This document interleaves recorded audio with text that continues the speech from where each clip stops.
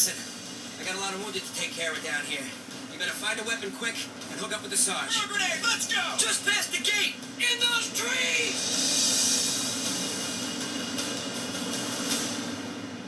One of the hallmarks of the Call of Duty franchise is historical authenticity, and we take that very seriously, and that goes everything from guns to vehicles to the missions to the voiceover. So, I started putting out a casting call for voices like James Matteo. They wanted someone who was very similar to my voice. And I was like, well, I'm not working at the moment. Jimmy Matteo calls me. He says, hey, we're going to do a voice for a World War II game. You want to... and that's my spot-on Jimmy Matteo imitation. I had told him, reach out to all the other Band of Brothers guys because we stick together and see what they want to do. And everybody, raised their hand like they should have and said, I'm in. I've done my research to work on this game, but, these guys from the Band of Brothers spent 10 months over in England. They had to actually go through boot camp, 3 weeks of boot camp. We call it actor boot camp because we don't want to take anything away from the people who really served. It was almost like having a VO actor who was a military advisor, and it was like a windfall for us. It's fun doing it with the same guys, so we already have that camaraderie, connection that we've had there, so it's a lot of fun. The game emulates exactly what we learned to be the real scenarios of World War II, about tactics, about maneuvers, about weapon operation, and the topography of the areas we were shooting in. That's what's so impressive about it, because it looks like you're at a window participating in the actual events. This is my first time doing mocap work. I've never experienced being in a sausage suit. Kind of makes you really self-conscious, but after you see the product, it's a lot of fun. One of the real great things about doing motion capture as a group is interaction, connection. They can actually touch each other, they can move, they can grab each other's arms, You actually have whoever is playing this character in the game, that character throughout the entire game will have that actor's personality, and you don't get that off of using a straight traditional motion capture artist. So what you're seeing in the game is an exact copy of an actual human's motions, and in that case, you don't get anything more lifelike. They were doing a scene on a boat, and it's rocking in. At the end of the scene, Jimmy is sitting down, and Jimmy's like, ah! My head is stuck! We put so much of our heart into this game, which is so dynamic, and to see the actors themselves and really getting into it just means that we're going to get that much more intensity out of that when we get it into the game. It's great to see. So it's just fun to yell. We don't get to scream a lot in our normal lives, so it's just great to go into a small room and just lose your mind.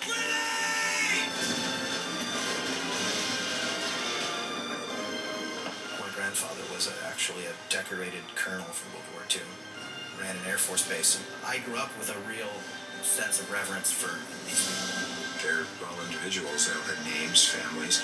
It became very personal. The willingness these guys had to put themselves in the line of fire for what they consider to be the greater good of not just America, but of all the free world. It's the kind of characteristic in a human being that you're stunned to come in contact with.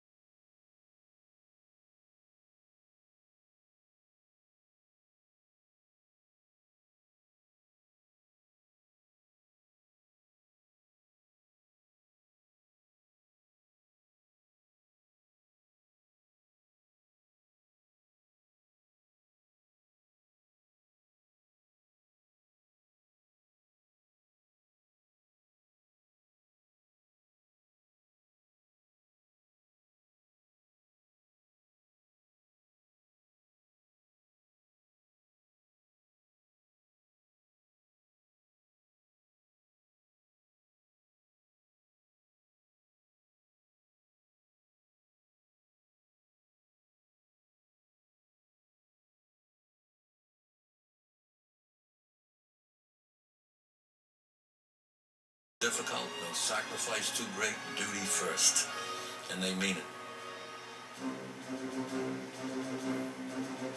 We had guys in the outfit 24, 26. They had been through Africa and Sicily. They were seasoned veterans.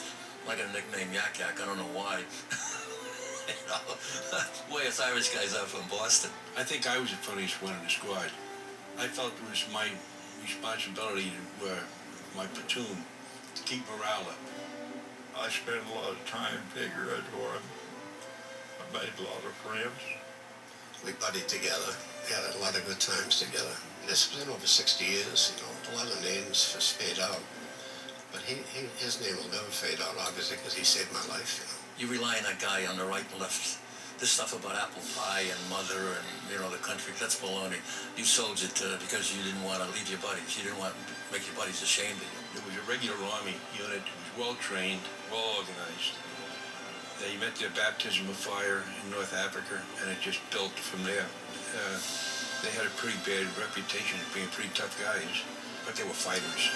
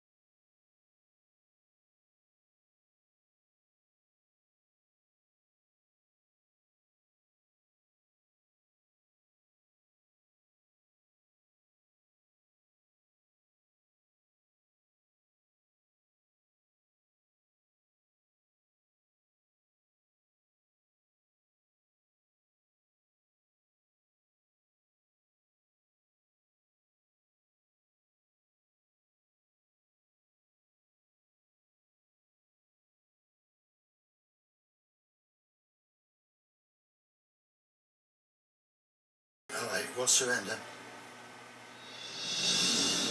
I joined the 2nd Platoon. I was a rifleman. And there was relatively few people in the platoon. And I asked one of the combat veterans, I said, where is everybody? He said, oh, they're all dead or they're in a hospital someplace. He said, you got yourself in a wrong outfit. On D-Day, I was the last minute replacement, so I never trained like God bless these fellas did. Thank God I was with some seasoned men as the first had from North Africa and Sicily, because they actually gave me the courage to be with them. In a way, too, it was a proud moment when the coxswain dropped the ramp and the first fellas off got killed instantly. And somebody yelled over the side, and I went over the side, and I lost everything I had. So I was over my head, and I started to swim in. I think if you ever saw the movie Private Ryan, it depicts it exactly what it was, with the bullets hitting, the sound of those bullets hitting the water all around you. Trying to get out of the water. I made it up almost to the shale wall, and I got hit with some shrapnel, knocked me down. Of course, the rules were you don't stop for anybody. So the other guys were running right by me, you know. And the fire was just completely intense. I got belted 4 or 5 times. And the tide is coming in. And this is hard to talk about, believe me. And I'm going to drown. And I'm trying to keep my head out of the water because it's coming right over my head, you know. Finally, somebody came down from this shale area.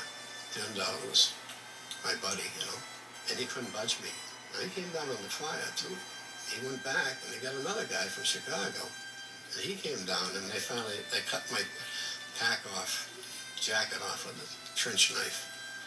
I survived because of him when a lot of my good friends were killed.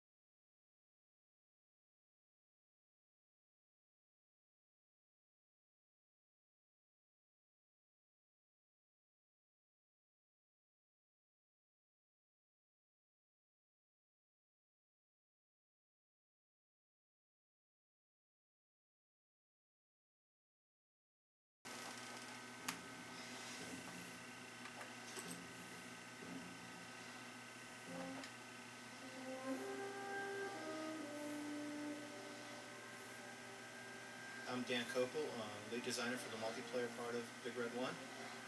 This map is Kasserine. It represents a small village outside the Kasserine Pass where the U.S. was trying to pinch the Germans, the axis between the British and the Americans, and they were moving east. They set up in the villages, and then the Germans decided to counterattack. This is the first time that the U.S. forces actually got to fight regular German infantry, and the first time that they fought Rommel. This is Alexander Conserva. I'm a programmer on multiplayer. This map is great because it's a night map. I'm kind of partial to night maps myself. I think they just look really cool. And it gives you a lot of opportunities to hide in shadow. Yeah, one of the nice things about this map is all the different routes. There's obviously one main route, the road through the town. But going through the buildings and stuff like that, there's just an enormous amount of different pathways you can take, so you can come up and attack them from many different sides. So even though the defenders can get there first to defend the area, getting the attackers in there, coming up, they don't know which way you're coming from. So your element of surprise is definitely on the attacker's point of view. The neatest things about have this being a night map in the actual single player game, this is a daytime, a dawn map, and we decided for the multiplayer that when we brought it over for multiplayer, we wanted to do this as a night map. And as soon as we did that, we just fell in love with it. Actually considered changing the single-player game, but then we decided that probably wouldn't be too wise. Yeah, I think this map's also unique in that, unlike a lot of the other missions where they're more of a traditional Western European architecture, this has got a very different feel to it, a feel that not a lot of people are really used to. Yeah, for the architecture, we did a lot of research trying to make sure that it felt authentic, that it felt like an authentic Tunisian village, especially outside around the area of Kasserine. So yeah, we went and got a lot of footage off the net and other places to actually get a good feel of what buildings and villages look in this area of the world. When people first start playing this map, they really think because of the big broad avenue that runs pretty much through that's the focal point of the whole map really, they think that the tanks really have the advantage, but after you start playing this map for a little while, you find that the tanks are almost at a disadvantage because it's so easy to hide in the dark and to let the tank go by and then just to blow it up once it's gone by, that a lot of times you find people not even jumping in the tanks. Well, that's the difference between a unit that works together and can have infantry support for the tanks. I mean, and that's something that's great about Call of Duty, and the fact that that kind of feeling comes out, that a tank isn't that overpowering. And like reality, when tanks would go into villages all by themselves, they get torn apart pretty quickly. And you need your infantry support to find those guys hiding in the back of buildings.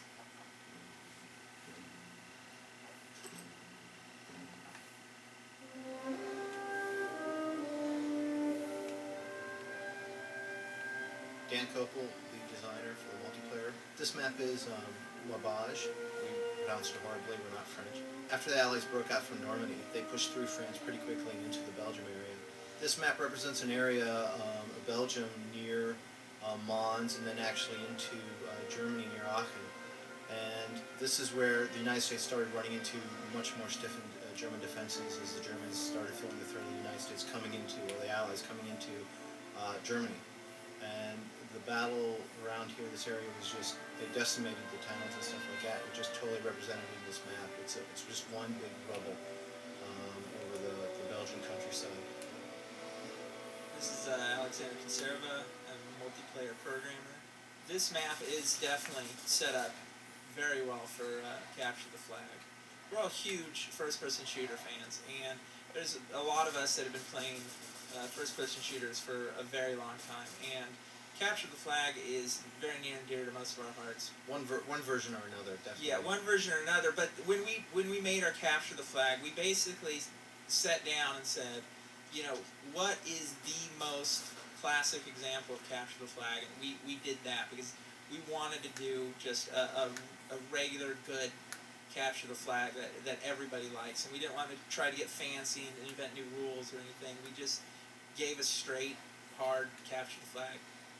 This map is a conversion of the first map in the single-player game, Prologue. For this, what we wanted to do was we actually looked at this map. We loved the map, but one of the interesting things about it is that the whole Axis part of the map, or the Axis, the base, and all that stuff, actually you don't play in the single player game at all. So it really gave us a kind of a what's behind the curtain kind of feeling. That during the single player game, you look at this and you see the front walls of all these buildings and look into the site, you see that stuff. But you really don't actually get to see what's going on behind this. We love their final product. It actually turned out really, really well and leads to a very big open type feel for the map, but also very constricting some of the pathways and tons of rubble and tons of destruction, which is, we love destruction. This was definitely a team favorite map. I mean, it just looks so great. It really feels like you're there. It feels like there's a war going on here. And when you get this level filled with people, it is a war going on here. Tanks actually do a little bit better here than they do some of the tighter maps too, because it isn't. There can be a little bit further away from all the houses and all the cover that the anti-tank people can hold. The interesting thing about it though is that since there is only one way for the tank to get across the canal, that area becomes really contested, and if your team can get your tank across that canal, that really gives that team a bit of slight advantage at that point in time, now that their tank is closer to the enemy's base. One of the biggest things you want to do with any of the game modes, really, capture the flag's no different though, is you want to try to build up your rank as quickly as possible. Because every time you go up in rank, you get an advantage. Depending on what class of weapon you've chosen, you get anything from more ammo, more grenades, to a special weapon. Every single class gets a special weapon when they go up in rank. There's the artillery strikes, there's satchel charges, there's spawning in with Panzerfaust. And really, one of the keys to any of the game modes is whether you're playing deathmatch, whether you're playing capture flag, whether you're playing domination, is to really, you want to build yourself up in rank, because when you build yourself up in rank, it gives you a huge advantage. I hope you guys have fun, because we had a lot of fun playing it.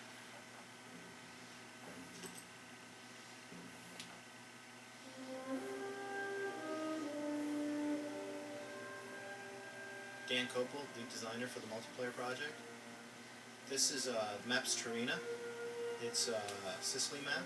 What happened here historically was, after the Allies pushed the Axis out of North Africa, they wanted to move their way up towards Germany and Europe. And Sicily is off of Italy, so taking out Sicily and controlling Sicily first would lead up into an invasion into Italy. This is Alexander Conserva, programmer on the multiplayer team. Domination is a mode that we brought over from Call of Duty United Offensive. It's a very popular mode, one of the team's favorites to play, because it offers the opportunity for a huge amount of action, and that's what everybody really wants. This map is particularly well suited to domination. I mean, basically the premise of domination is that there are 5 different flags in the map. You've got to go capture the flag and then hold the flag for as long as you can. If you capture all 5 flags, your team wins the map. Or if you gather enough points to trip the score limit, you'll also win the map. I mean, that was actually one of the big changes that we made from United Offensive, is we didn't feel that that the domination had enough of a incentive to be defensive, to really hold on to the flags, and that there was too much offense, that people could continuously be running around capturing flags. This map is really exceptional for this game mode. I mean, with its tight, narrow streets, with all the places to hide, with the different levels where you could be in the top of a 3rd-story building or coming up out of an underground passageway. It's really epic. I'd like to say this is probably was my favorite map when we were playing during development, because this is, just the look of this map is really awesome. I mean, the map designer, Paul Sandler, went to great extents to make this map as realistic and accurate as possible. One of the interesting things in our research, Paul did tons of research on this map to get it to look like, for both the single player and the multiplayer map that we have as Turina. The interesting thing is, you'll notice in the skybox is the volcano. And that actually was a real volcano going on during the battle. I mean, off in the distance. It'd just be amazing being part of the 1st Infantry and fighting in a city, and all of a sudden looking up and seeing this active volcano. This is definitely a map for that kind of feel too, because is, as Alex mentioned, it's so narrow, so tight, lots of little cubby holes to hide in. I mean, sniper heaven in here like crazy, and that so leads to the opens itself for domination. Is that you come, you hold a flag, you go find a couple spots, and you wait for the other side to come. You know they're coming because when you start that flag off, they know that you're there. They know you took it. They know somebody's around, so they're looking for you.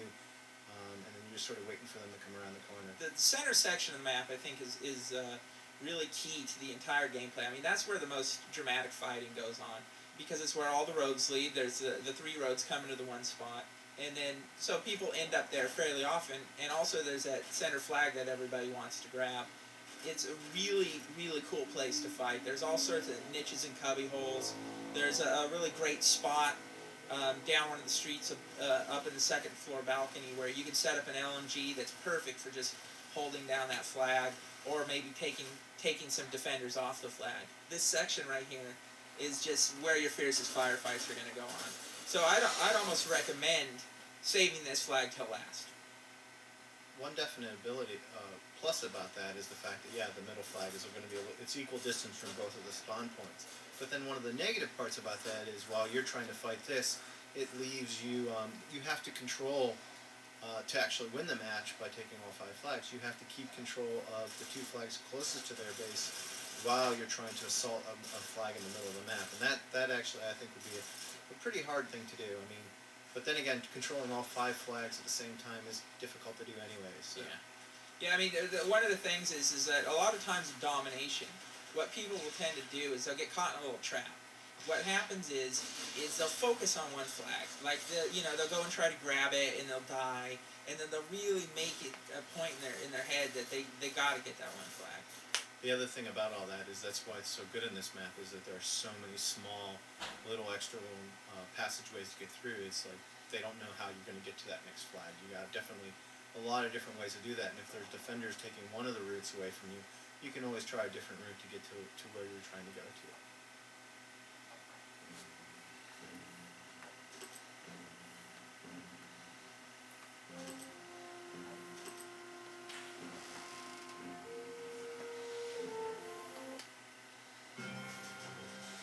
The best part of being part of Call of Duty 2 is the fact that you're working on Call of Duty 2.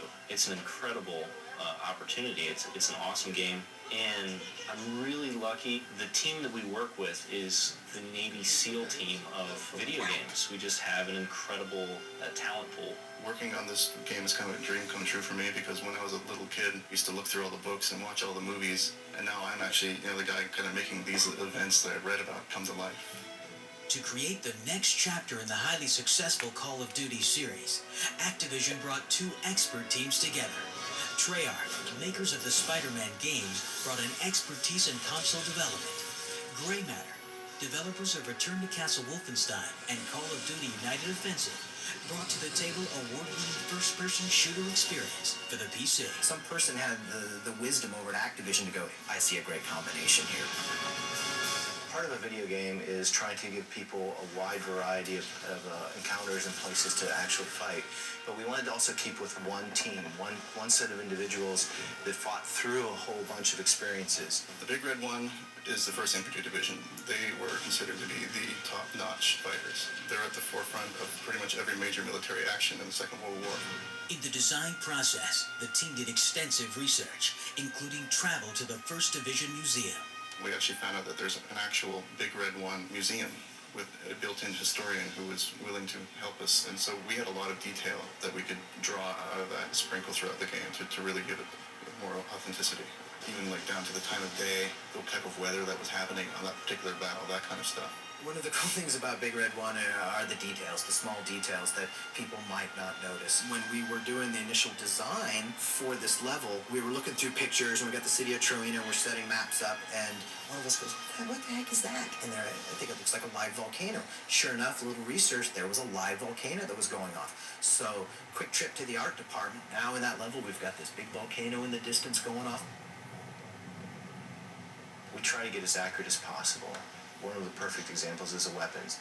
our weapons guy would bring in MP40s, would bring in MP44s into the office. Pretty scary sometimes. We actually had the opportunity to go out to Las Vegas to fire the weapons, which was really cool. We have various mics placed all around the entire range. You know, we have stuff here, we have stereo pairs, we have another DAT out there just floating, so hopefully we won't shoot it. Apparently these are pretty rare weapons. I've got a few friends in the movie sound post-production business who worked on a lot of the big films, and so far as I can tell, nobody has the French and Italian stuff we're going to be recording today.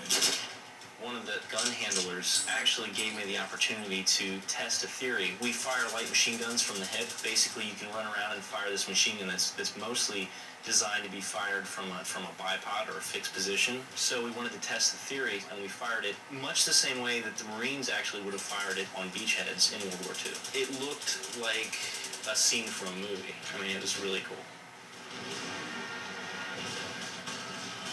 One of the things we try to do to create an authentic feel is to have other things going on around the player other than what he and his squad are experiencing at the time. So you may look down an alley and see, some of your friendly forces, going into a house or taking it out. The reason we really emphasize on the squad is because we really wanted to have the same feeling for the player that they would get, say, watching Band of Brothers or Saving Private Ryan. We really wanted you to go through this game feeling like that you were experiencing the events with a group of people who you get to know.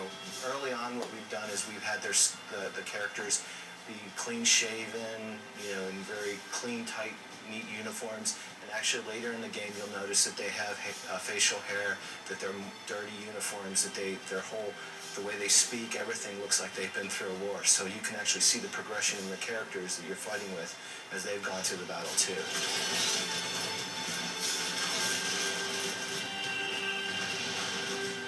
From characters to animation, audio to game design, over 250,000 man-hours went into creating the immersive experience that is Call of Duty 2 Big Red 1.